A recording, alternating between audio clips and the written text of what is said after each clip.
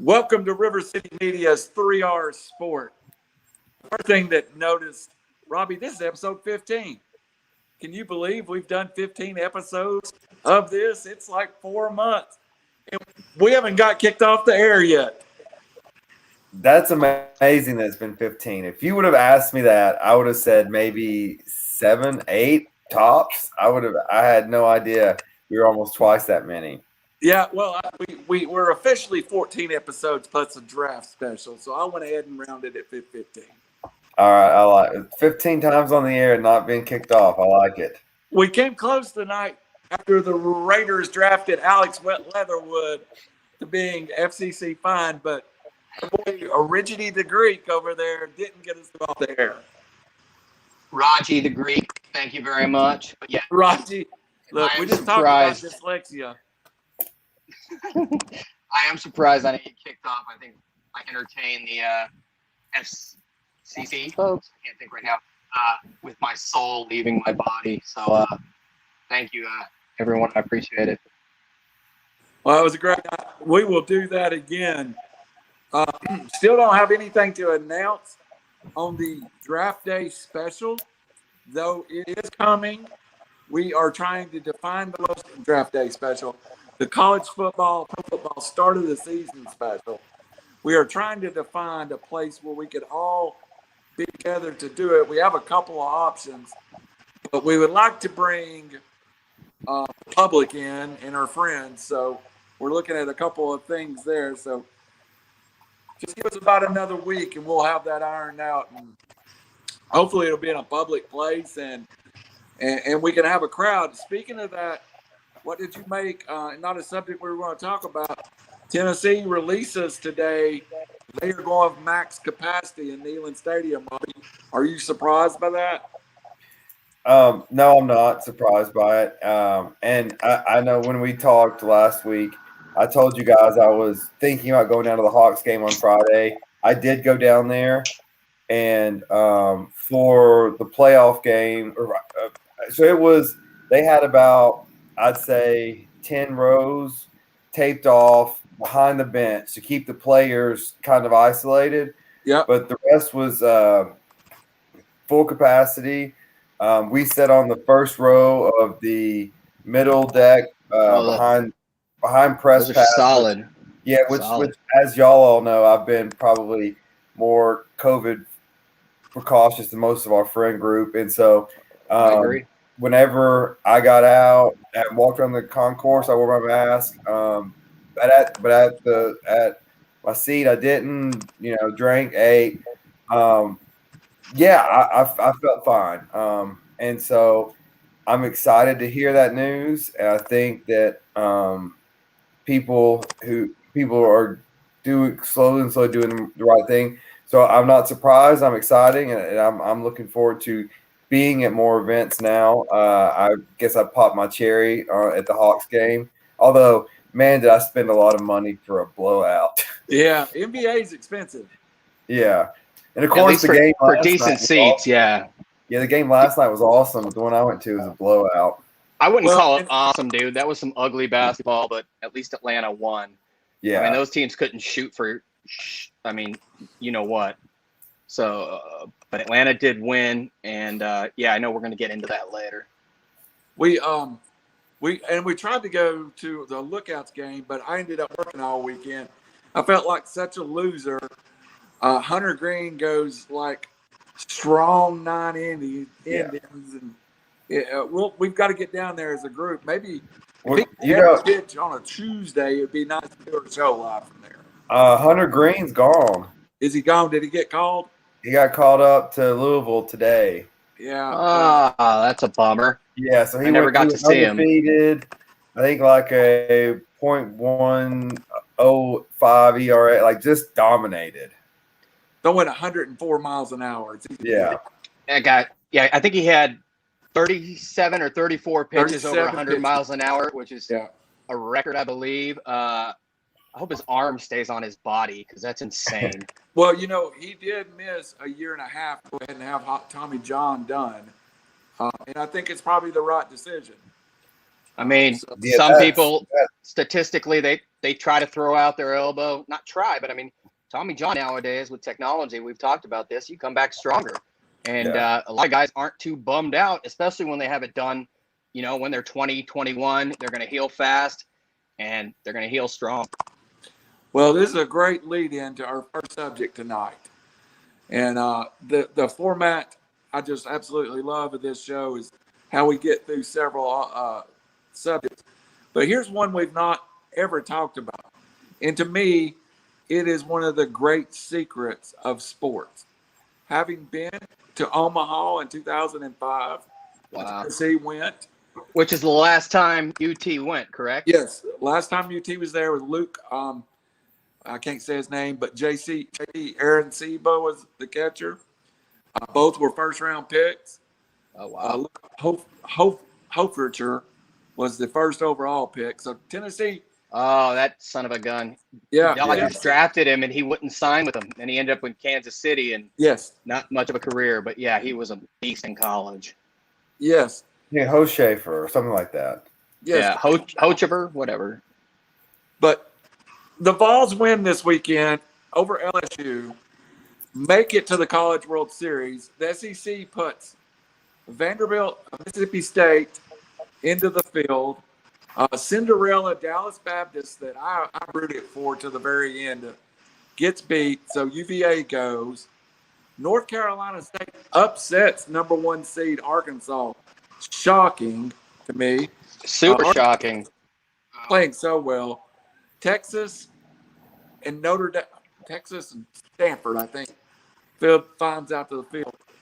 Robbie, did you find yourself as a Tennessee fan involved at a fan level with this regional, super regional? Yes, and wait, was that to me or was Raj leading? You. Yeah, and I think your lead-in was fantastic. It's one of the most forgotten about, underappreciated events in sports.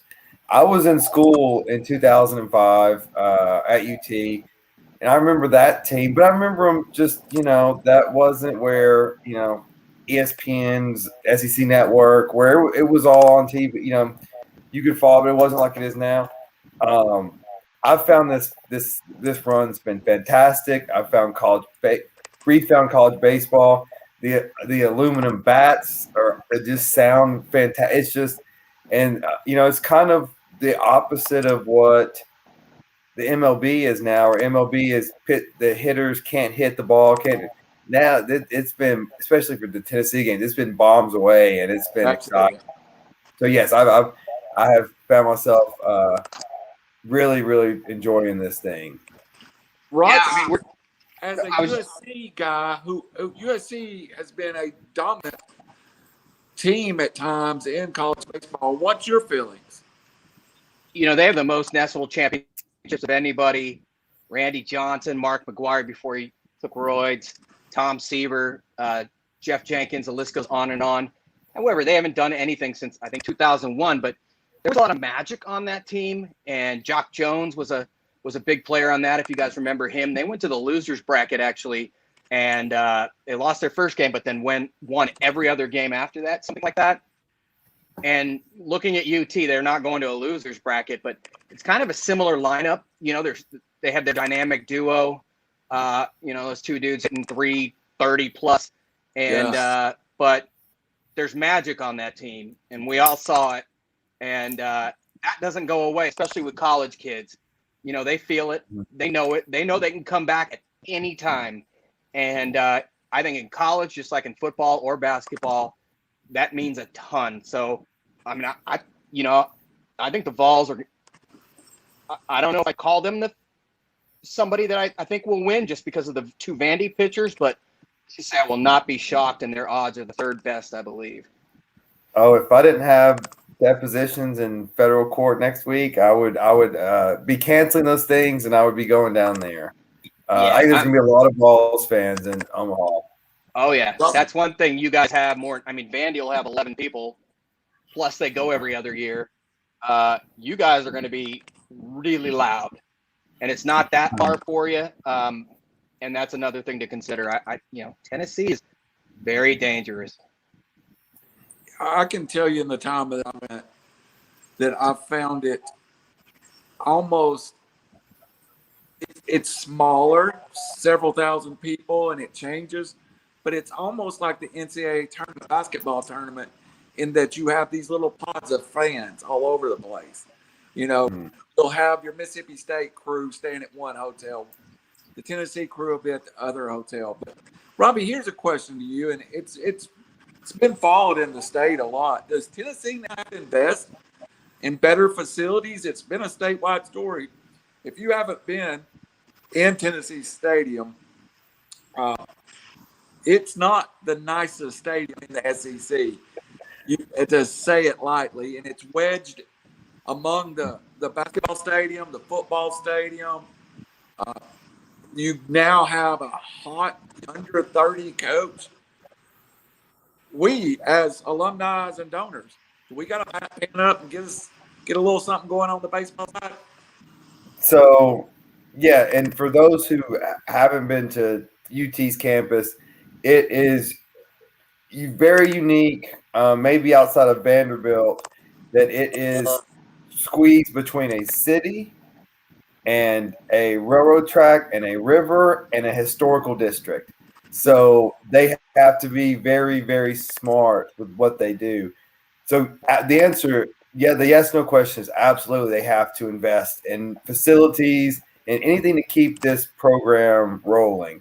Now, there are talks about the Smokies. Well, it's going. The Smokies are moving from Pigeon Forge to downtown Knoxville in the old city. And so does Tennessee go 50-50 with the Smokies and build a new stadium like that? Or do they go across the river with a pedestrian bridge and kind of open up that area of campus? Yes, they need to. An engineer needs to come in there. They would have to use every bit of square footage and area to get what they need where Lindsey Nelson Stadium is right now. If you've not been on campus, it's almost overlooked by the sheer size of Thompson Bowling and Neyland Stadium sitting there. It almost looks like a little league field or something. I mean, and it's not very. I've been in it. One of the things that bothered me, Robbie, more than anything, is it's stripped back, no back seats in most of the stadium. It's not the most comfortable place to watch a baseball game. When I look at Tennessee, the campus itself is beautiful, but I don't mean to offend the large Knoxville fan base, but Knoxville is not beautiful. I think Chattanooga is a much better looking city, but the potential is amazing. Down on the riverfront, I know they're transforming where Old Baptist Hospital is. You can walk across the bridge, entertainment district, baseball field. It would go off. Cumberland Ave, they've tried to redo it. That's the main drag. It's very, the dichotomy between the beauty of their campus and the surrounding area is noticeable. Yeah, they need to do a lot more with the river frontage. Yeah, man, absolutely. Beautiful area. And it surrounds campus. If you go over where we used to park and tailgate at the UT Visitor Center, it's one of the most beautiful spots in the world. It's your own campus, and you've got a view of the river. Could you imagine hitting home run balls into the river? And I don't know the answer to this, and I don't know if any of y'all do. What's the other spot? The other logical spot is World's Fair Park. Yeah, I don't know if that's historical or if they could give up half of that. Built in the 80s, I'd be surprised if that POS was historical. Yeah, I would say the Dome has a place in Knoxville. Yeah. But I mean, the park's not used for anything. It's never used. No, I've seen a concert there once in the 90s. Is the only time I've ever been there. I mean, and they won't let you tailgate on it. I don't know who owns it or who regulates it, but keep the fountain side. Yeah. But the other side of it, you can use, and there's land there. Robbie, if you're not having if you're not in court, will you be watching the games? Oh yeah. Well, I was looking at time, so Sunday is at 1 p.m. and then Tuesday will be at 6 p.m. I will be done with my deposition by 6 p.m. I've got deposition, assuming we're in the winner's bracket. So yes, I will be watching. So I will be driving back from Charleston, West Virginia at 2 o'clock on Sunday, but thank God for the ESPN app. So, oh wait, we will be, if Tennessee wins, we will be on the air right after the game. Yes, we will. For instant breakdown. We might. We'll play it out Tuesday and see how it plays out. Let's hope they win then.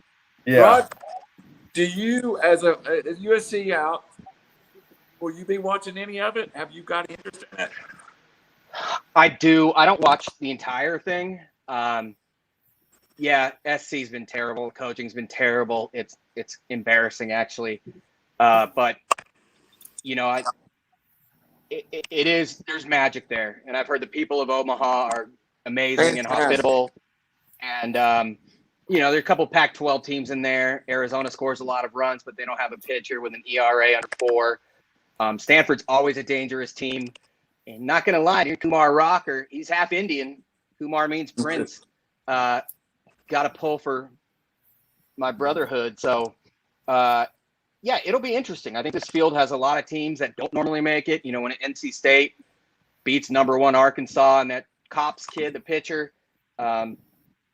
it's an interesting field. And I probably will watch. Now, living in Tennessee, I hear a lot about it, so that probably has something to do with it. But, I mean, it's an intriguing field, to say the least. A Tennessee Vandy final would be intense around here. It would. And it would. That's my dream, even for them to meet somewhere along the way. Robbie, is this – we've already talked about Kumar Rocker and Leiter and Drew Gilbert and some of the guys involved in this.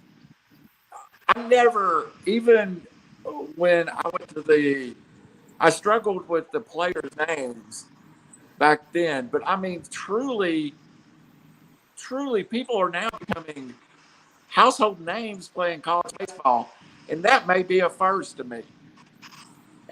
Yeah, well, I think we're so just sports crazed and just like the new things. And, I mean, ESPN, give them credit. They are marketing specialists, but they've done a great job of promoting this.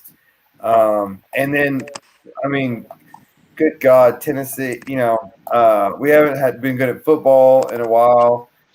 We've talked ad nauseum whether the basketball team underachieved, overachieved, but we Tennessee expects greatness no matter what the facts are. And to actually make it this far, yes, it's going to get a lot of attention, especially in Tennessee. Absolutely. And I'm sure we'll be talking about it next Tuesday. And I just got a text that asked us, why don't we go on early? So that's something we'll talk about. Maybe we'll come on in the 7th, 8th, and 9th inning and do some live react if it's a close game. So yeah. we'll talk about it next week. So we're going to stay on baseball for a minute. And it's not our wheelhouse always, but this one I think deserves for us to talk about it. Brendan Chain is a baseball school. I'll take that right now, Brendan Chain. Jacob DeGrom is currently the hottest player in major leagues. His stats, and I'll pull it up here in just a second, are beyond unreal. 6-2 with a .56 ERA, a 46% strikeout rate, and a 4% walk rate. I can depend on the Indian guy to always have it. Yeah, that numbers are our thing. I have never supported an MVP candidate that was a pitcher. You play 35 games a year. I just in my head could say, how are you the most valuable player when you play 35 games a year? If I had an MVP vote today, it would be for Jacob DeGrom. How dominating he'd be. Can you play 35 games and be an MVP? Can you play a fourth of the season and be an MVP? And we'll start with you, Rod, on this one. Yeah, I mean, obviously I'm a little biased here, but in 2014 it wasn't an amazing field. I think in the National League, like Stanton ended up finishing second, but he didn't have an amazing season. But Kershaw was 21-3 with a 1.77 ERA. What's odd or coincidental is at the All-Star break, he was 6-0 with a sub-1 ERA like DeGrom. So it has happened. Does it need to be a down year? I think so. But nowadays with wins over replacement and all that stuff, DeGrom is just nasty. And I would not be surprised, especially looking at the National League. A couple dudes in Cincinnati are lighting it up, but I don't see that happening year round. I think it's his to lose right now. It may be Acuna in the second spot right now. Yeah. Oh, yeah, never. He's always in it. And Tatis, too, obviously. Right.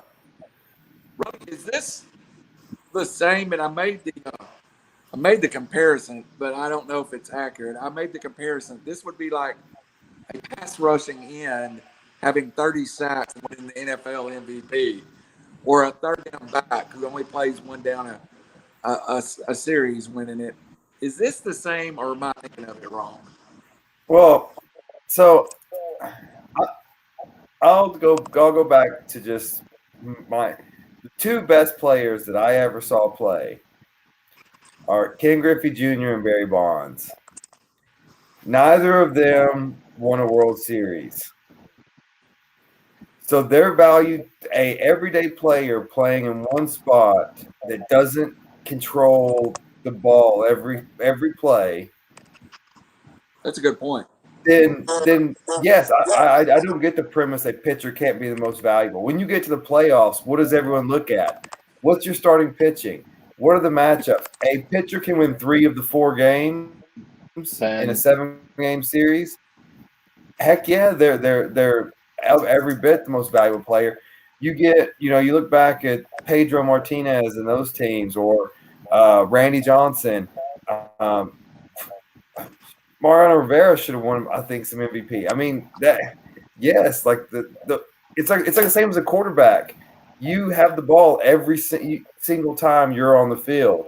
So yes, whether you play every 4 days or every 5 days, yeah, they're every bit as eligible for the most valuable player, I think, as an everyday player. I mean, there was a season where, Barry Bonds, he walked probably 50% of the time he was at the plate. Yeah, you're valuable, but if you just get to first and then they can get around you, then, I mean, how valuable are you? I mean, not to diminish Bonds, but I mean, yes, but like that's – and I'm just saying the two greatest players I saw in person and on a regular basis. It's funny you say that, though. I didn't mean to interrupt. It's funny you say that about walking, because DeGrom, most of his pitches look like they're strikes and they go out of the zone and batters are flailing. I saw a statistic that 60% of the time he gets swings and misses on balls. Just nasty. But yeah, Bonds, I don't think he was one of the greatest players because he's a cheater. But yes, he had a good eye and he walked, like he was on base basically 2 times every game, which is insane. Mm-hmm. At least 2 times. And that's not even counting the intentional walks. Like, seriously. Baseball is loaded with superstars right now and young superstars. But has DeGrom become a cultural in New York City doing this? Is he a name now that we're going to put? I mean, I thought the greatest pitcher of this era was Clayton Kershaw. I thought he was untouchable. But is DeGrom now in that territory? I mean, for me, and to pick up on Roger's point, calling Barry Bonds a cheat. That baseball is that. It's about getting the edge. It's about doctoring the ball. It's about pine tar. It's about whether it's anabolic steroids, whether it's the out in baseball. Yeah, I mean, it's just like I was listening to some people on the radio saying, I think it was Buster Olney, was saying like what the hitters are looking at, and what goes to Roger's point, it looks like a strike and it's cutting. Like how they can control the baseball now, it's frightening. And the MLB is supposed to be cracking down on it and suspending them with 10 games. To me, baseball's always been everybody's cheating, and it's what's available in their era. And so, yeah, I mean, he's getting there. He's a force to be reckoned with. Absolutely. I disagree in that sense. I think it's a rationalization, but yeah. One thing about DeGrom, though, he hasn't really won anything. And I know that was a knock on Kershaw, and he was still great. So I don't want to hammer him for that, but he has a pretty significant injury history. But yeah, when he's out there and he's healthy, he's definitely the best pitcher in the game. All right, guys. Anybody got any last words on baseball before we move on to anything else? It's about to get good. I just got a quick question. I just got a text that my feed's back. Can y'all hear me okay? Or am I cutting out? I hear you great. Fine. I don't have my headphones. It's probably I have a dumb friend named Barry that his internet probably sucks on the West Coast. Well, moving to the West Coast, let's start there. Let's talk about something that's near and dear to all of our hearts. Raj, your team, and this will lead somewhere.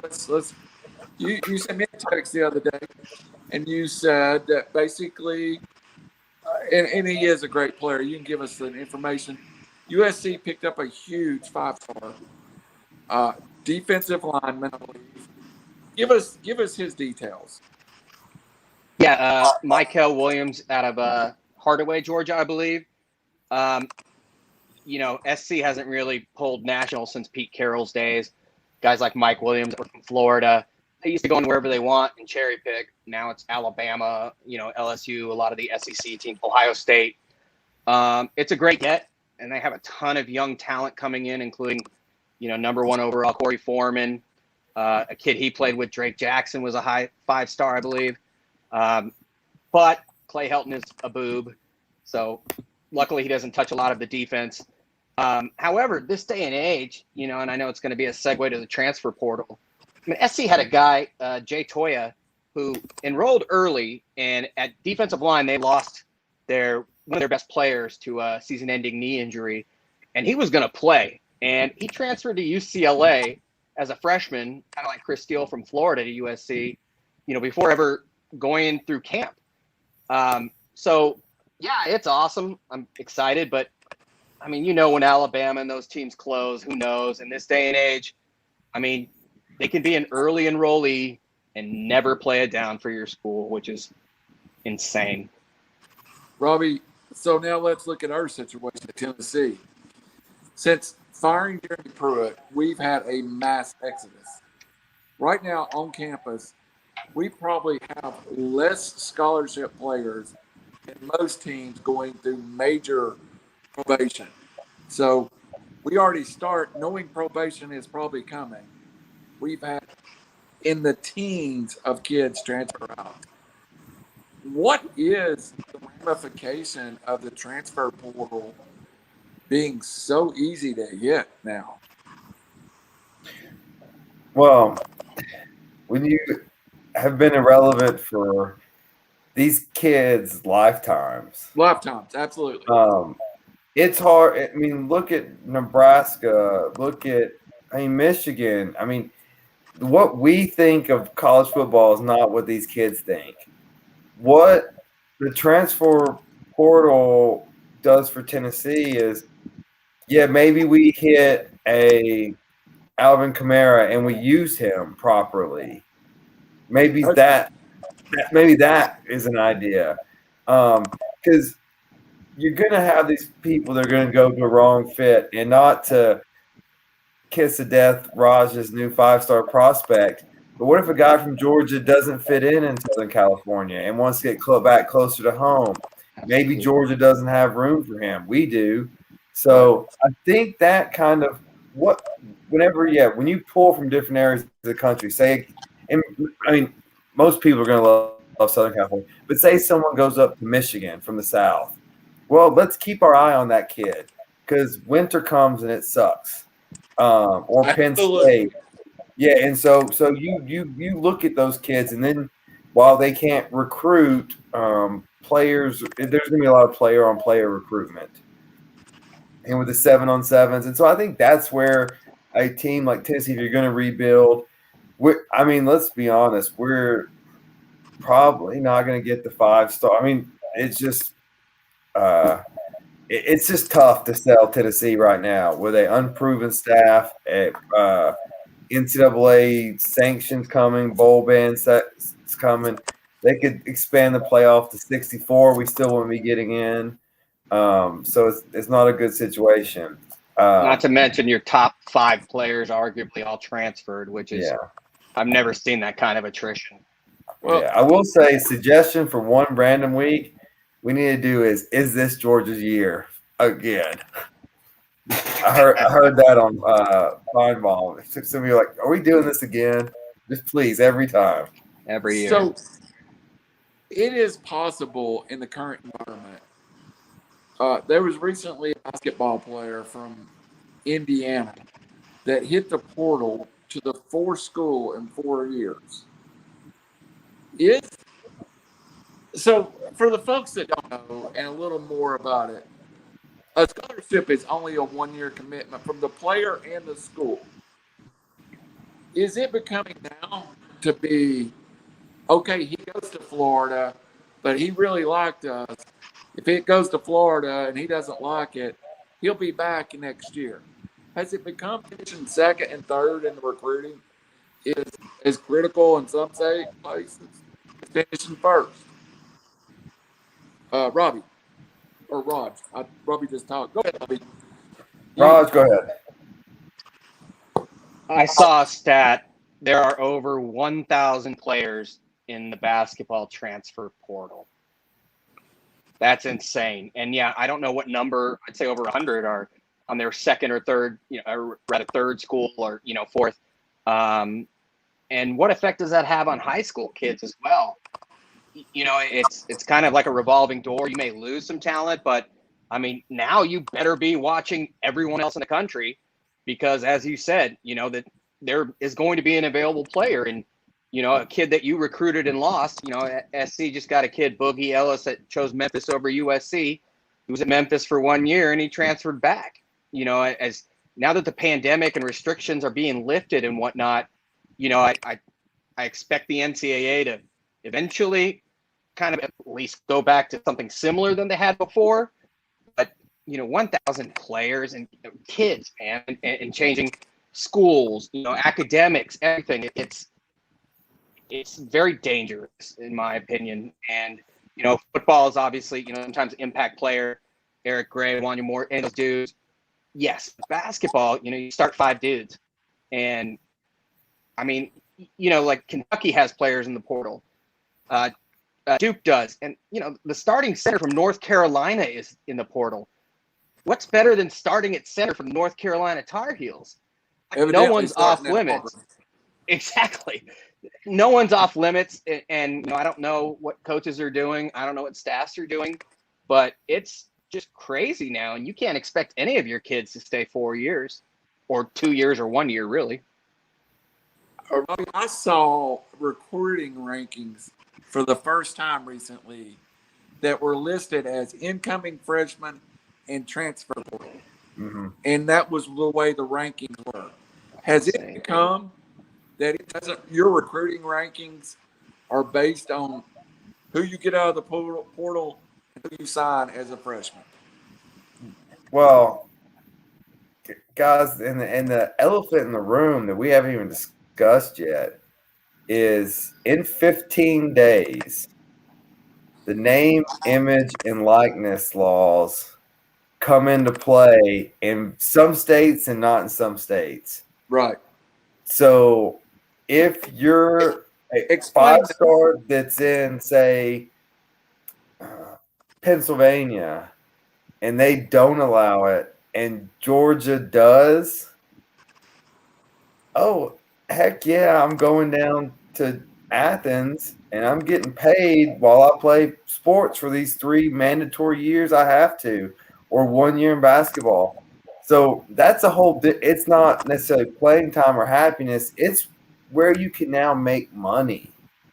And the NCAA, if they don't get a handle on it, and like it's 15 days until the law is going to effect on July 1. So as I in understand Georgia, it, if you're in go a ahead. video game at that point, you will be paid royalties. Video games, commercials. I'm the sponsor for the car dealership. The Ed O'Bannon rule, baby. Yeah. I have, let's say I'm the lead commercial guy for Nick Saban's 10 Mercedes dealerships in Alabama, you know, and don't be fooled. Like there's no way Alabama and Georgia, Florida, they're not, there's no way they're not passing these laws because it's suicide. It's going to get dirt. It absolutely is. And it's going to get dirty. You're right. You know, Los Angeles has 2 major schools. It's the second biggest market in the country. You know, New York doesn't really have anything aside basketball or football, really. Nor Chicago. Or you know, and so it looks like it'll line up. But then again, you know, I'm sure the guy who owns Tom Jones Ford down the street is going to throw millions at a kid, and it's you know, to promote them and you know, in one respect, I think it's right, just with the NCAA, but in another, it's going to get very muddy. Well, think about how much Tua could have made in Tuscaloosa. Sponsoring car dealerships, Arby's. What? Hey, here's my jersey. Whatever my jersey sells. And like, why? Yeah, and why? Yeah, like. So that's gonna be a whole another level of the transfer portal. It's not only playing time; it's paying time. And nice. And been working on that all day long. Did you just come up with that one? I was gonna say that's nice. Nice. And so I think that's going to be the other issue of So there needs to be a national law on what this thing is, or the NCAA needs to get it together, or they're going to. I mean, they're already a lame duck institution or organization, and they're getting slower and older by the day. That's interesting. Was the transfer portal a first step to a bigger management of college athletics that involves a model where you could see an 18-year-old kid have an agent? I think it was, and I don't know exact timing, I think it was a knee-jerk reaction to COVID, and they opened Pandora's box, and you can't put that toothpaste back in the tube. If you say it's okay for them to do it, then you can't just say it's not okay because we don't like it. Yep. Hey, that guy got to do it. Why can't I do it? You wait till you go through Knoxville and start up at a pilot. You're going to get to meet a celebrity working behind the counter, probably. So, well, I mean, think about Chris Lofton in Knoxville during his heyday. He would have made better. Peyton Manning or Tim Tebow in Florida. I mean, yeah, especially guys that are iconic with a noticeable, you know, Peyton Manning. I mean, nobody has a forehead and hairline like that. Not to mention he's one of the greatest collegiate players ever. Yeah, I mean, he would have just absolutely cleaned up. It's gonna be scary, man. I and you're gonna have. I just think about like the snowball effect. I'm Trevor Lawrence. All right, what do I need at Clemson to be successful? I need an offensive line. So, hey, it's just not me in this car dealership. It's me and my protection. Hey, get the we got a 5-year warranty on this Cadillac, and here are the 5 people that protect it. You know, just stuff like that. That's gonna happen. You're a marketing genius already, dude. Maybe you missed your calling. I was a marketing major, man. I believe that makes sense. I've been to a draft with you. I believe that 100%. So, in layman's terms, if this imaging law passes or doesn't, NCAA doesn't get in front of it. Do you know what the law in the state of Tennessee is, Robbie?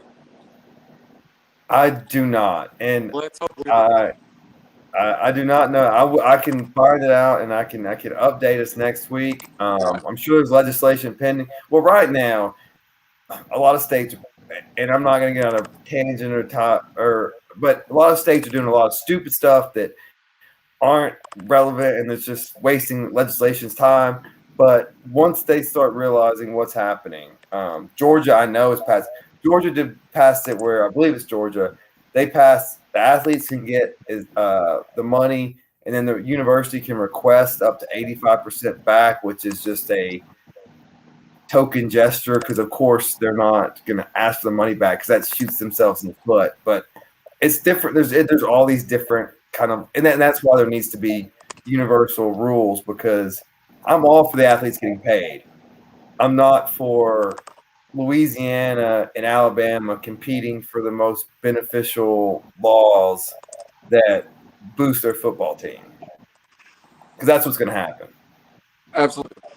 So we kind of sidebarred, but that was a good sidebar because I think they go hand in hand. You as a college football fan or a basketball fan, both of you, pro transfer portal, anti-transfer portal. Personally, pro, but it's got to have some restrictions. I don't know what they may be. 1,000 kids is insane in basketball. The same token, the 1-year sit-out rule, that's a pretty aggressive rule, especially in basketball where, maybe a kid's 18 and, the Kobe Bryant, Kevin Garnett issue. There may be some, sociocultural issues going on, socioeconomic issues. And, this is their chance to play to get drafted. And under the old rules, you're probably waiting 3 years and you could miss your window. So I do think there has to be better restrictions, and it probably needs outside involvement because the NCAA is arguably the most incompetent organization in not only in sports, but, possibly in the country. Yeah, I'd like to see some hybrid model also. I agree with Raj. I think a year sitting out is punitive. And maybe a confidential kind of system of, hey, you're receiving this academics or athletic scholarship.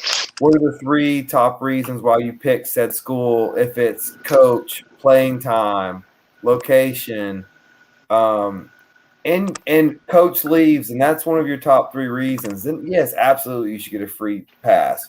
Or if playing time, if you're promised playing time and you're sitting on the bench, then yes, you should be able to leave without penalty. If the guy from UNC who we talked about, the center, if his is, I picked it because of location, because of playing time, because of tradition, and you say I want to transfer, well, the reason why you picked that's all still the same. So maybe you do have to sit out half the season or sit out non-conference play or something. I don't want it to be too much of a arbitrator, but I feel like it can't be free for all and mandatory sit out a year. And there needs to be some consistency on how you rule these things and to show some precedent. The biggest problem with NCAA, when you apply for a hardship, it was just yes or no, and then there was no real reason why. It was just we denied it or we granted it. Very, very, very true. And it seemed like certain positions, quarterbacks could get those transfer waivers easier than other positions could. Mm-hmm. Let me throw one more subject out to you about college transfer portals. And it's just a quick yes or no. I feel like it has broken a little bit of the fandom for me, because your team is not made up of the same kids year after year. If you went to Tennessee as a freshman, I knew you were going to see that kid for the next 3 years. If you were ready 4 years, whatever. Is there a part of the game, Robbie, that is missing if one and done transfer out? And is that driving a model? Because I've never watched a G League, D League game in my life. Is that driving a model that's going to create a sub-pro sport? G League basketball, minor league football? Is this just a yes or no answer? Oh, you can give a little more. You got it. Yeah, I think that's part of what the professional leagues want is to transfer viewers to their leagues. I'll tell you this. My wife, who we go to almost every football game. We go to every UT basketball game. There was not a team she liked more than the Jordan Bone, Grant Williams, Admiral Schofield team because she got to watch them grow and she got to know them. It wasn't the first 3, 4, 5, 6 games of who's that guy? What's that number? Who does this position play? So yeah, as far as fandom goes, and as far as people that truly love the sports, I wish it was more of a you get there and you stay and you work your way up. But I understand that rarely are teams of 3 stars built that way. So I can see both sides. I'd prefer honesty in college sports. The coaches be honest. The assistant coaches be honest. Boosters be honest. Yeah, but I guess that's. Hey, what about me hoping to win the lottery tomorrow too? I mean, that's the catch-22 with a 5-star kid, with Springer and Keon Johnson, who I loved his game at the end of the year. You're probably going to have him for 1 year, and in the NCAA, it's do or die. Any moment you can be out. Another thing to discuss is the Overtime Elite League that's going to pay kids 16 to 1,800 grand as a salary, and it's backed by sports media and a bunch of other crooked nonsense. But that's definitely game changing, and maybe I'm sure it's sort of a knee jerk to the transfer portal. Like I said, when there's 1,000 kids that have already had experience in D1 or primarily D1, and they're going to transfer, I mean, it's going to have an effect on high school kids. There's no doubt about it. Plus kids that, like Jalen Green, who chose to go to the G League, doesn't seem like it's really affecting them too much. Maybe it's the intrigue and their mystique, but, the landscape is going to change, to say the least. But paying high school kids 100 grand, I mean, I think college is awesome, but and perhaps that's why the name, image, and likeness thing, was finally passed, because kids have to support themselves and possibly their families. But yeah, it's now that I think about it, I'm sure it's all connected or related. Well, and just a hypothetical, like you take a sports crazed guy like Steve Ballmer, if he couldn't have the Clippers, and if none of these teams are, because you can have all the money in the world, there's only so many teams that are available. I don't see that he wouldn't be trying to do something like create his own league or some kind of variation of these minor league pro teams. I mean, I just saw here in Chattanooga, and probably anyone outside Chattanooga doesn't know what I'm talking about, but the Red Wolves just built a it's like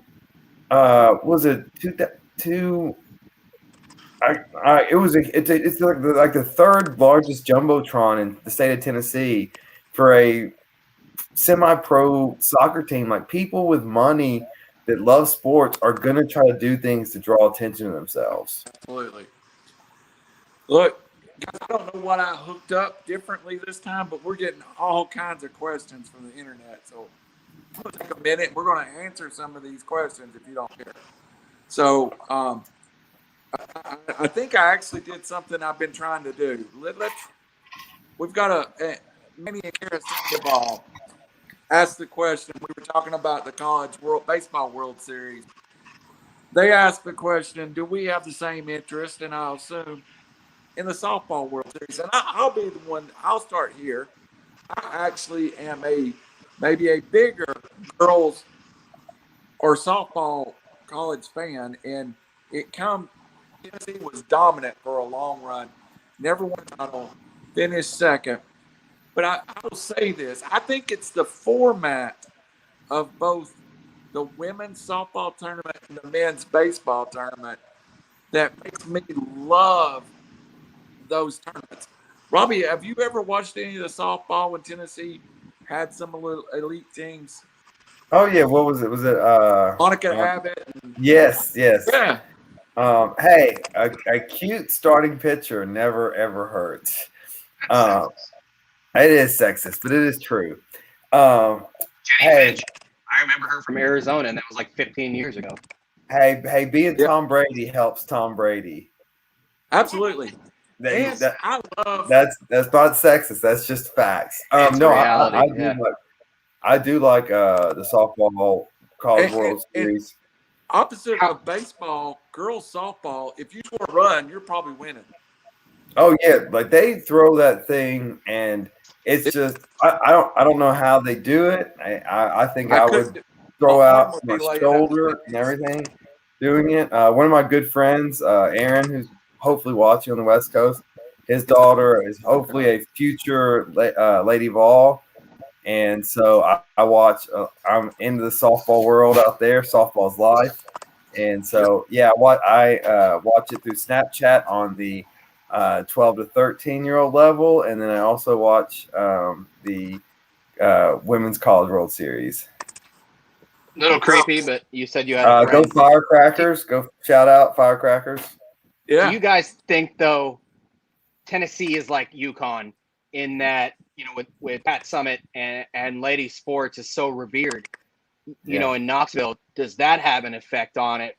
I've never seen a softball game. USC didn't have a softball team until I think recently. I think they still have it. Does that have an effect? I agree with that, Raj. I think women's sports is huge in Tennessee. I mean, the women's soccer team gets good following. It is a huge women's sports school. The irony is overwhelming. But maybe because the men suck at all their sports. Fair. University of Alabama, maybe the two most popular sports after men's basketball and men's football is probably girls softball and girls gymnastics. Yeah, it is huge, and softball is huge in Alabama. Softball is huge throughout the SEC. It kind of started in the SEC and the West Coast, and it's surprising that USC hasn't been better, to be honest. But it was the Arizona schools that really dominated that for years. The coaching next comment is from our friend Aaron Burke. College World Series, greater event than baseball World Series. And I understand that, no, it's not as an MLB fan, but the format, I'm with Aaron. I like the format of the College World Series more than I do the Major League World Series. No, he's asking, is the Women's College World Series better than the Baseball World Series? No, I misinterpreted the men's? No, I like the men's better. Yeah. Unanimously here. I mean, compared to Major League Baseball, while you bring it up, 162 games versus 60 games, it is a little different. But I also think baseball added the wild card to give it that sort of element of a tournament, of a round robin, of a single elimination. Well, the wild card is single elimination, which is kind of crazy. But I certainly think Omaha is special. And, it is. Nobody's going to say that about any professional sports playoff. So I certainly think MLB was trying to pattern themselves after that. Richard Joseph on our Highlighting Network, the Card Collection Show, great guy, enjoy his show immensely. A couple of comments we're going to deal with. One, he thinks the G League is damaging college basketball. Raj, do you agree with that? Because I kind of do. I mean, there weren't that many players that were, UCLA got hit pretty hard. Deshaun Nix was another point guard that went to the G League. I mean, you imagine him on that team. It's certainly not helping. And again, this overtime elite thing, they're paying him $100,000. I don't know what the G League salaries are, but I don't think they're $100,000. Now they're going to have more more exposure. But yeah, I mean, it's certainly, kids, why play 1 year aside from the glory of college and the fun and being young? It's a 50-50 coin toss for the top prospects. We were quickly hitting the G League and the damage it can do and could do to college basketball. Do you see it? And I think you do. As a threat to college basketball? No. Yeah, so not really, because the tournament is the, I mean, unless they try to match that, because it does, that's the revenue generator is a tournament. Regular season basketball, except for us purists that like it and will watch, hey, Minnesota played Northwestern on the Tuesday night because we just like college basketball. And we probably gamble. That's already gone. Like that ship's not coming back. But the tournament, and I think, yes, 100 grand is 100 grand and it's awesome. But you're traveling, and this is what I understand. You're traveling on buses still. You're playing empty gymnasiums. If you're a 5-star, you're 1 year away from millions. And so wouldn't you rather have fun playing for free than playing in empty gyms with play? I mean, I just think it'd be more fun to take your do essentially what Kentucky and Duke are doing. Take a new AAU team, play it, run it back one more year, have fun, and millions await. Again, the name, image, and likeness is Yes. likely correlated. It's kind of funny. Jalen Green said that he didn't regret joining that league, but he lives alone in an apartment in Walnut Creek, California. He said he wishes he was still playing games. There's definitely no pageantry, and we're all traditionalists because I guess we're old. But yeah, I mean, there's no. I've used the word magic like 30 times today. There's nothing there in the G League. You're absolutely right. I mean, who wants to Sioux Falls versus, Bakersfield? It's means to an end, but still. I think Donnie Tyndall is coaching Sioux Falls, and I was about to know that.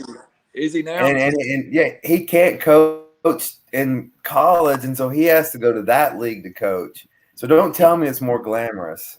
He was the head coach, and I only knew this because I had a chance to go and didn't go, of the Grand Rapids Drive at one point. We were in Grand Rapids or was it Sioux Falls? It was Grand Rapids Drive. Okay. Donnie Tyndall was the coach. One of those random areas. My friend is a Grand Rapids Drive ticket holder, and he said this guy's basketball obsessed. So there really is nothing to do in Grand Rapids. Then, yes. He said positive of going to AAU tournaments. He said college basketball is college basketball, or high school basketball is high school basketball, and it could be great and 5,000 in the gym and you're a hero. He said AAU is where they're one gym with 10 teams playing and 5 people watching the game other than the 27 scouts. He said that's what the G League was. Hey, everybody's getting paid in AAU, so G League's the same essentially. Yeah, college basketball is it probably makes the cycling world look pretty clean, like. and we all know y'all just exchange blood and tents, allegedly. To be eligible for college basketball season, you have to pass a minimum of 6 hours in the fall quarter. Then you are eligible for the full year, as long as you register for class in spring. Hey, I'm all too familiar with that schedule. That is a noon to 4 Tuesday and Thursday schedule right there. That is the rule. I can shout out to my boy Chris Norris real quick, but yeah, I had basically graduated thanks to AP my senior year, and it was fun. Sorry, Mom, but I had Dances of the World. That was sweet. A movie class and a gospel choir, and I'm not religious. But we sang Jesus Is Mine in churches. Matt Leinart famously took ballroom dancing as his last year. Just go, dude. There's nothing like college, obviously. Even if it's for 1 year, you have a family to support. You're obviously the big man on campus, etc. We don't have to go into that anymore, but I'd rather be the big man on campus, in Knoxville or Baton Rouge than in, like I said, Bakersfield, Grand Rapids. Yeah, precisely. I believe how many people? Seriously, how many people in Grand Rapids probably even know there's a G League team there? What else is there? Not many. Because when he told me he was a Grand Rapids Drive season ticket holder, I was like, "What's the Grand Rapids Drive?" And he goes like, "Your coach is there." And I was like, "Bruce Pearl's there?" And he goes, "No, Donnie Tyndall." And I was like, "Hey, they did win they did win the championship though." Did you know that? I didn't know that. Western Michigan, not a lot there, but hey, more power to your boy. He's obviously a basketball aficionado. Just likes watching the game. He would go. I commend him because I could never do that. You should tell him what YouTube is. He could probably find better stuff for free. Hey, this dude is also a season ticket holder of the Western Michigan Broncos. Oh, boy. The Kalamazoo Growlers. I was going to say, isn't that near Kalamazoo? Yeah, the Kalamazoo Growlers. Growlers. And can we get this guy on the show? Yeah, seriously. I have so many questions. Can we drug test him first? Let's drug test him first. Western Michigan, that's where PJ Fleck came from, right? Yes, that's where Corey Davis was from. Yeah. And Brandon Marshall, right? Yeah. Antonio Brown. It's not that far from South Bend. Was Brandon Marshall at Central Michigan? Central, I believe. Central, yeah. Okay. All right, guys, we'll move on for this, but this was a great sidebar that ended up. Hey, y'all, and we appreciate it. We appreciate the questions. Love getting them. Love hearing them. Love hearing them. So we're running a little short on time, but Raj, can you just quickly bring us up on the state of playoffs in the NBA? Yeah. Oddly enough, James Harden, who had a hamstring injury, the Lakers, Anthony Davis, that's not something you can come back early. Harden actually came back early, and he's played 30 minutes. Now, he's got 3 points, and he's 1 for 8, 0 for 6 from 3. But, the Nets were getting pummeled. It's 2-2. They're at home. Milwaukee was a 1-point favorite because Kyrie Irving's not playing. But the Nets are coming back. They're now down 8 halfway through the third. So, Milwaukee may be in trouble. It's actually pretty good basketball aside from the Phoenix series, who, swept an undermanned Denver team. Atlanta and there's 3 series that are 2-2, and that's arguably unprecedented. The Atlanta game, Embiid was 4 for 20. That doesn't happen often. So I think he also had 21 boards, but I think Philly is clearly the better team. However, Trae Young and Bogdanovich didn't exactly light it up. Young was 8 for 26 and Bogdanovich was 9 for 24, and Atlanta shot 36% in that win. And my boy Okongwu had a sweet dunk. But still, it's good bat. It wasn't a great game, but 2-2, that's awesome. And, people in Atlanta and people in Philly are all about it. Clippers and Jazz are 2-2. Jazz went up 2-0. Clippers came back yesterday. I don't know if you guys saw that Kawhi Leonard dunk. Yeah. Good grief. That was Derek Favors got murdered, literally, and Kawhi should be arrested. That was insane. And that's the type of stuff the NBA, needs to pimp, and excuse that expression, and ESPN. But yeah, it's actually, they're very entertaining series. I followed the Hawks series because I am a somewhat Hawks fan, but outside of the Hawks, I really haven't followed it. Robbie, how much interest have you had in the NBA playoffs? Oh, I think it's been very entertaining. I have a fear that injuries are going to derail the ending of it. So many people are getting hurt. The shortened off season and the change in schedule has really hurt.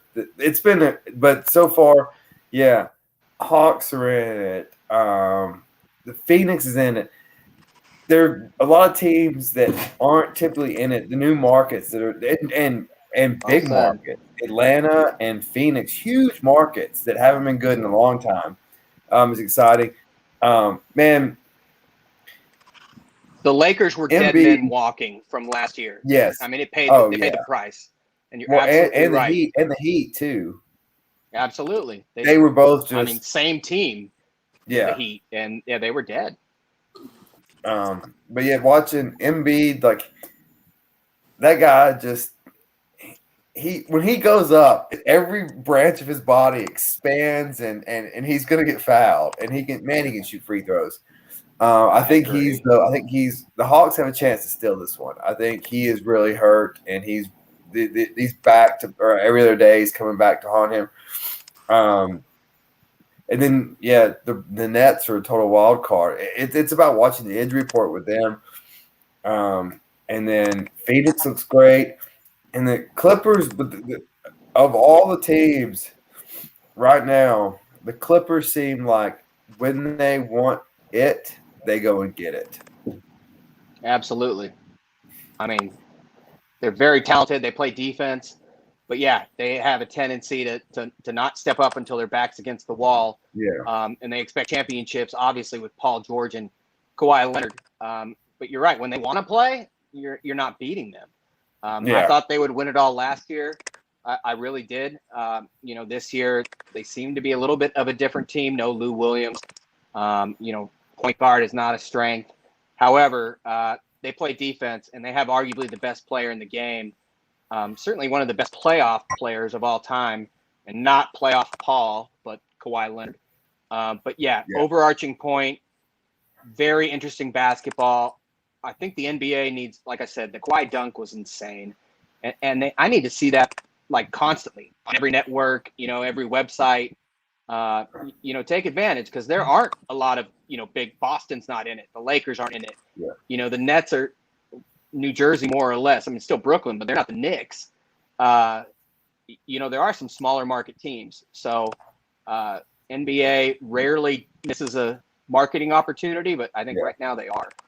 Raj, let me ask you this real quick. And who right now, who gets the shot they want off easier, Kawhi or KD? KD. You still think KD? Just because he's got better range and he's 6'11". Yeah, I mean, but when Kawhi wants to, Kawhi's going to take it in the paint. But yeah, I mean, KD is nearly. There were moments last night when Kawhi wanted that top of the key three, he just walked to them right into it. Boom, step back. I think it was two out of three possessions. I think KD's more unstoppable as far as like there's just nothing you don't have a 7-foot guard, and he can get his three all day. But if Kawhi wants to dunk it, I think he can dunk it. If he wants a shot at the block, he can get it there. If he wants the elbow shot, if he wants a three, I think he can do more to get whatever he wants it. Now KD can get a shot the easiest. I agree. Kawhi's a winner, and when he plays, we saw it with Toronto a few years ago. It seems like when he wants to dominate, he does. And the beauty is he does it on both ends. Yeah. Not only that, he's very humble. Like, he doesn't like the spotlight. Even when he dunked on Derek Favors, he kind of looked at him, which is the most I've ever seen him sort of display in terms of emotions. But he turned around and got back on defense. It's hard not to root for a guy like that. Did you see what he said post game? He was like, I didn't even. They asked like, what do you think about? Would you see that social media reaction? He's like, I don't do that. Yeah, I don't pay attention to that. I'm thinking about the next play. Kind of funny though, social media wise. You brought it Embiid. Did you see his press conference as he was like basically talking? The Kawhi dunk went down. He said, "Oh my God!" Like in the middle of a sentence. Yeah. I saw that. Yeah. That was pretty funny, actually. Brendan Chain, Phoenix's money. KD has the better ability to correct shot. So, Yep. last question on NBA. Pick me one. Pick me the champion. You go first, Rob. Ooh. Oh my gosh. Are we assuming injuries stay the same? That's the question, because I think we all think Brooklyn's going to win it all if they're healthy. Let me make it easy for you. Who really picks up the big trophy about 3 weeks from now? I'm gonna take the best. Oh gosh! All right. And this is just. I don't know if this is even smart. As we stand now, give me the Clippers, and I'll take my fighting chance. Raj? Strong team. I'm thinking it's the winner of the Milwaukee-Brooklyn series, providing health is at least a factor. I can't believe Harden came back from a hamstring because anybody's ever had that, especially in basketball. Now, he's playing like FHIT, but it's just big to have him on the floor. He's going to take a little bit away for Durant. I think the winner of that series, I called the Clippers in the finals again this year. And like Rob said, now they don't have the bench that they did. I think their leading scorer off the bench is Luke Kennard. They used to have Montrezl Harrell, who went to the Lakers. They used to have Lou Williams. So that is a danger spot. However, Paul George and Kawhi seem to play like 80 minutes a game. So it may be the winner of this game. If Brooklyn wins tonight, I'd sit everybody game 6, just take the L, get healthy, and then come back game 7 at home. Of they're course, down 5 now, and they were down like 20 something. Yeah. Of course, I have my nuts on the Nets to win this series, but I'm with you, Robbie. I kind of like the Clippers, but I'm going to make one more statement. I think it is good if anybody but the Clippers win the title for the NBA. If Milwaukee wins the title, if Brooklyn wins the title, if the Hawks or the Sixers or Phoenix, I think it's good for the NBA. Well, I agree. Phoenix was a dominant team many years, KJ, Barkley, and they're so balanced. And again, I don't know how Chris Paul's a journeyman. The other day, his assist turnover ratio was 11-1. With him, Devin Booker is a spot shooter who doesn't miss often. DeAndre Ayton, they've got defense, they've got depth. Just a very well-balanced team. Now, that being said, Anthony Davis is completely healthy. The Lakers were up 2-1 in that series. They're sort of a bad matchup. So I think they're going to run into a veteran team. But the future is very bright in Phoenix. And the Suns with, Dan Marley and stuff. I think we're all old, so we remember that. Yeah. They're great basketball. Thunder Dan Marley. They're great basketball. I go back to Alvin Adams days, and they won the title in '75. I remember watching that as a kid. So yeah, we're gonna have to take your word for that one. Yeah. And just one more quick little point. The NBA is idiotic if they don't move to this time frame of the season. Get away from their start time. Get away from the overlap with NFL. Move it up.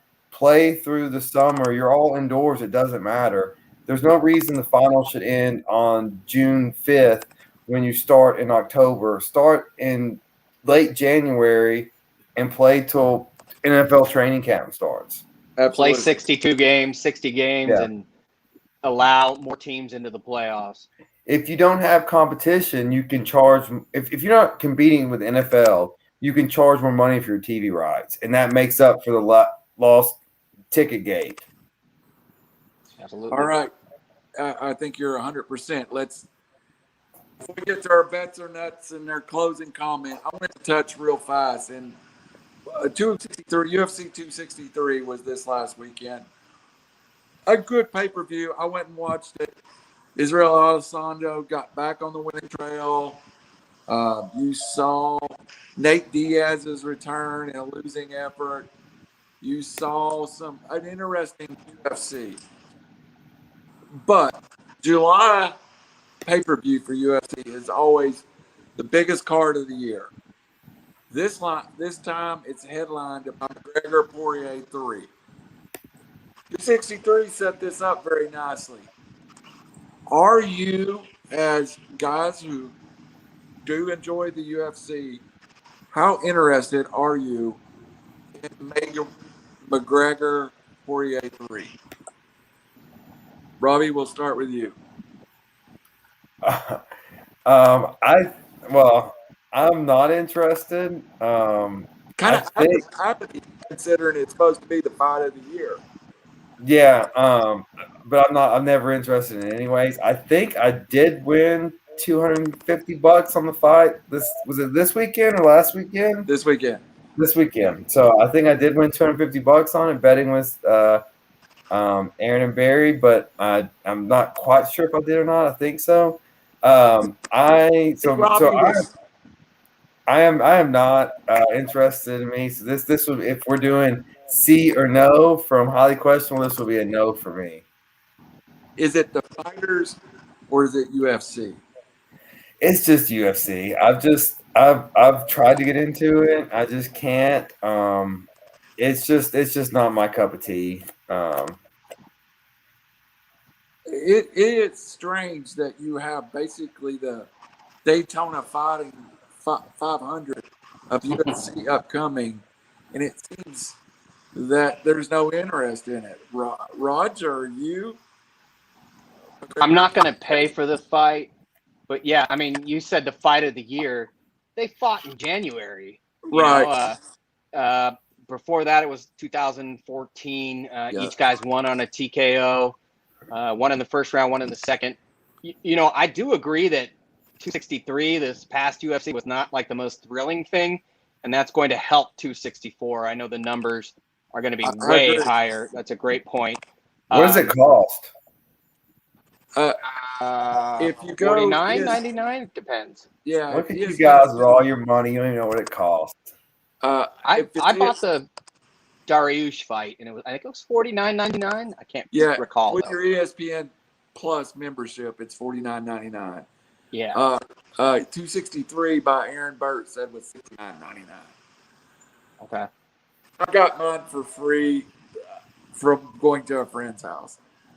I will watch 264, but I remember this summer fight being much more. And Aaron Burt, to the point, it was entertaining at 263, but it was not the huge name value that we have normally in a UFC. So I think we'll see, and it's something we'll follow, but 264 needs to be one of those events that grabs America's attention for the UFC. So interesting.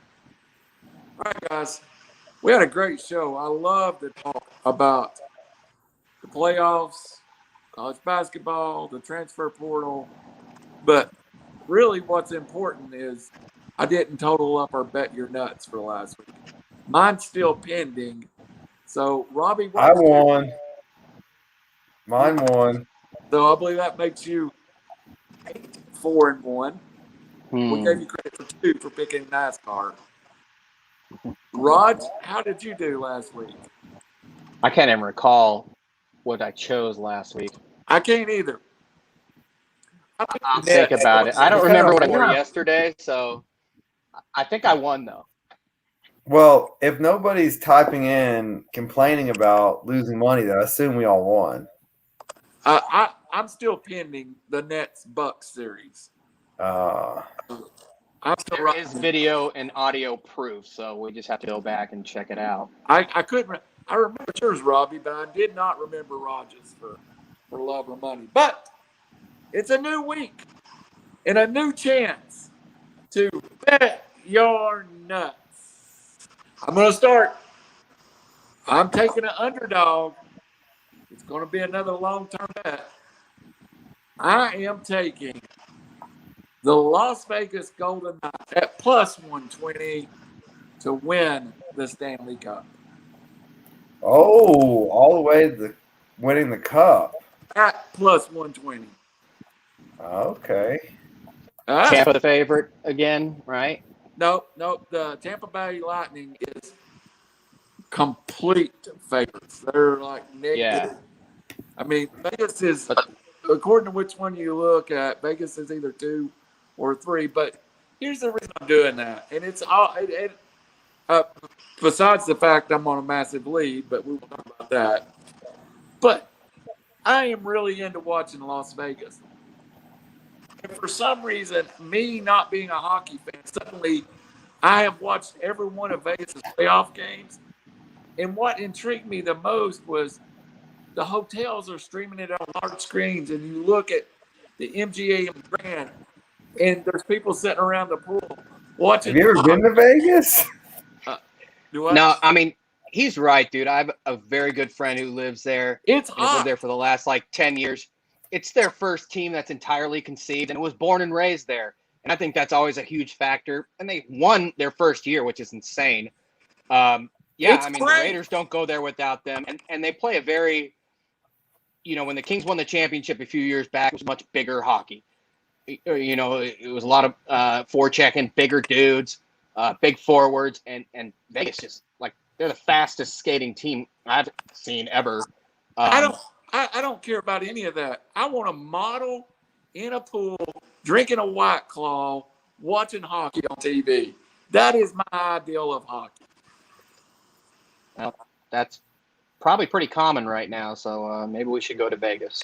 We should. That's your idea of any situation. You can be like, I want a model in a pool, drinking White Claw while I do my taxes. That's it. 100%. But I did just bet my nuts on the Las Vegas Knights. So, Robbie? All right. So, Vegas has caught up to Kyle Larson. He is the favorite now. So, he is I think he's plus 125 to win and plus negative to place.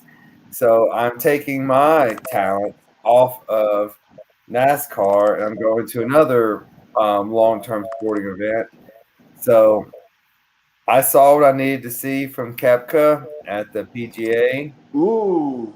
So he is back. He is ready to go. I'm taking Koepka plus 330 to go in the top 5. So I'm putting my 100 down. I've already placed the bet. Betting 100 to win 430.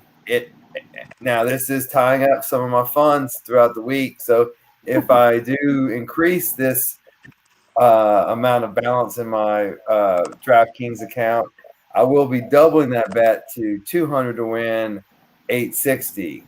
So just if you have it, I'd bet 200. If you're like me and you don't have it, then stick to 100. So it's a top 3 or top 5? Top 5 finish. Top 5. Okay. So I'm Koepka in the top 5. Koepka in the top 5. Okay. Koepka is your official bet your nuts, though. Yes. To finish the top 5. Yes. All right, Rod. We got the Golden Knights. We got Brooks Koepka. We've got. You're not going to like this, but I'm taking Philly -6 tomorrow. The games they won by 16. Atlanta made 23 pointers in game 1, an anomaly. Embiid had the worst game of the year in the last game, an anomaly. I think Philly's going to come out and just get ready to smash. I may tease it down, but for these purposes, I will take Philly, not only -6, but I'll take them by more than 10. Oh, are you going to tease it? I'll tease it down.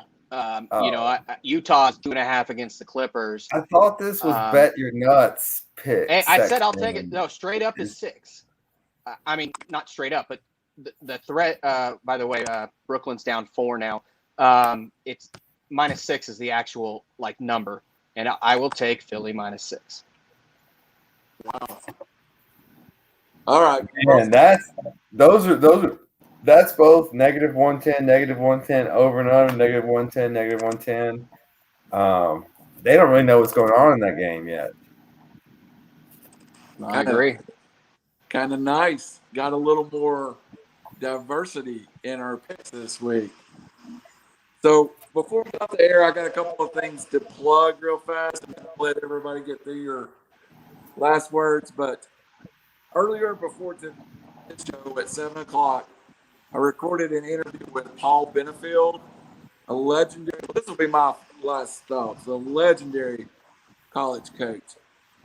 3-12-53, currently on a 45-game winning streak. His senior class just graduated 58-1.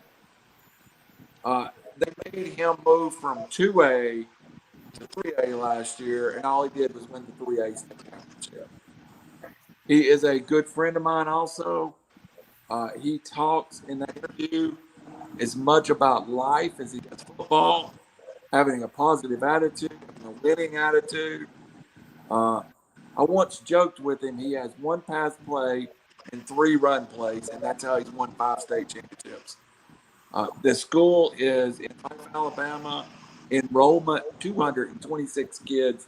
He has 30 kids play football, and it's incredible what he does.